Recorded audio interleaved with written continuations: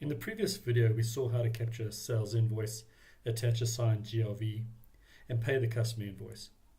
Now we're going to look at capturing a supply invoice, matching the invoice to the receipt, and doing a payment against that invoice. But before we do that, let's go to the receipt of the raw materials just to pick up the receipt number.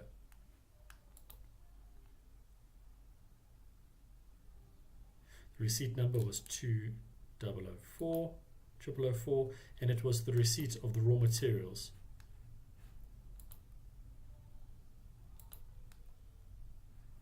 So we go to the supply invoice 3-way matching icon, we click new, and we enter ZAINV as the invoice type. The supplier is ZA061. I'm going to enter the invoice number, use the receipt number as the invoice number, just with a different character behind it. And what we're going to do now on the left list is select the receipts to match to. So this is the 3-way matching. And there's our receipt 2004, matches back to that number. So if we're doing a partial receipt, we'd select, deselect the lines that are not being matched, or select the lines and perhaps the quantity is different or the price is different. We just go ahead and change the quantity and the price. I'm going to leave everything as is. We're going to enter the control total. So this is just making sure that the value at the footer of the actual physical invoice balances back to the total of the lines that we're matching to. And only once we've balanced the invoice will the post button become available. So we post the supply invoice,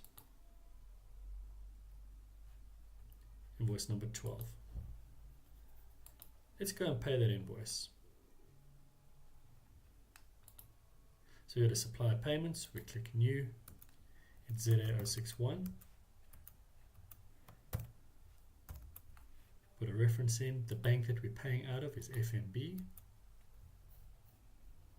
And if we leave that value out and we just go to open items, group to open items, we'll set our invoice number 12 over there. We simply select that invoice, and when we click post, it tells us that we can put a header total in. So if we just close out of there and put 599, we can create again and then post the payment. Payment number 8 has been processed. Let's go have a look at the supplier's account.